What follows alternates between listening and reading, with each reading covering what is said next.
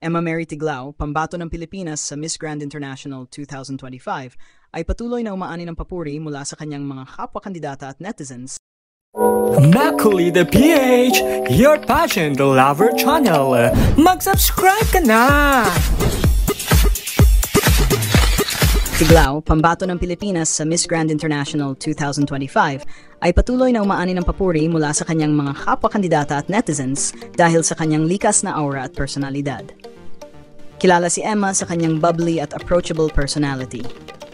Sa bawat activity ng kompetisyon, siya ay palaging nakangiti, bukas sa pakikipag-usap, at marunong makisama sa iba't ibang kandidata. Dahil dito, marami sa kanyang mga kapwa queens ang humahanga sa kanya, hindi lang bilang beauty queen, kundi bilang isang totoong tao.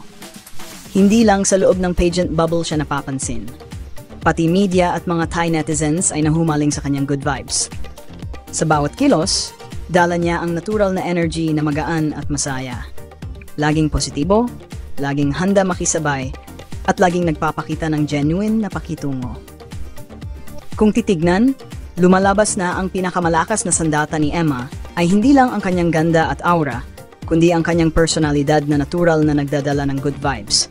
Sa kanyang laban sa Miss Grand International 2025, malinaw na siya ay hindi lamang kumakatawan sa Pilipinas, kundi nagbibigay din ng inspirasyon sa lahat ng nakakasalamuhan niya.